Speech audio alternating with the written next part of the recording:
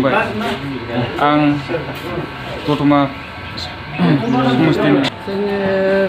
BPF हान्जायाव आगोलाव जोङो माबादोंबाबो जोङो जेबो माबाखौनो मोनफेरनाय जायाखै 17 बोसोर जों माबाखौनो जेबो डेभेलप जानाय मोनाखै जों दा डेभेलप जानायनि थाखाय जोङो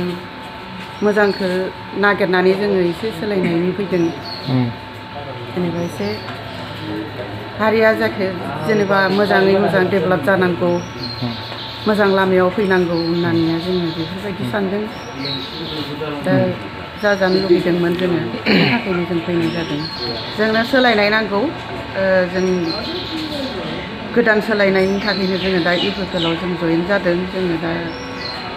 मोजांनि लामायाव फैथोंसै होननानै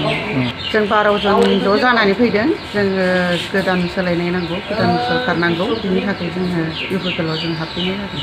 देरहाखागोन जेखौनो जोङो सोलायनाय नांगौनि थाखाय जोङो जइन जाफैबाय खुलुमबाय आं दतमा समस्थिनि सिङाव थानाय बरागारि प्राइमारि बिसिडिसिनि प्राइभेट दिनै इउपिपिएल हान्जायाव जइन जाफैबाय बिपिएफनिफ्राय मानोना बिटिसि बिपिएफ सरकारा बायदि खोथा बुंनानै थगायना दोनदों आरो बेनिखायनो जों दिनै रागा जोंनानै मानि गोसोआव दुखु मोनना जोङो सोलायनाय लुबैबाय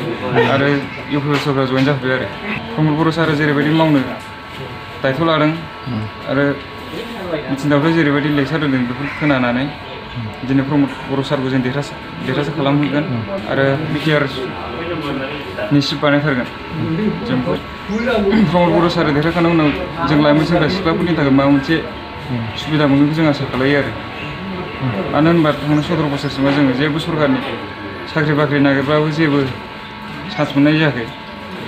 थाखा फैसा गैयिनि थाखाय बिनि थाखायनो जों माबा मोनसे मोनगोन आसा खालायो आरो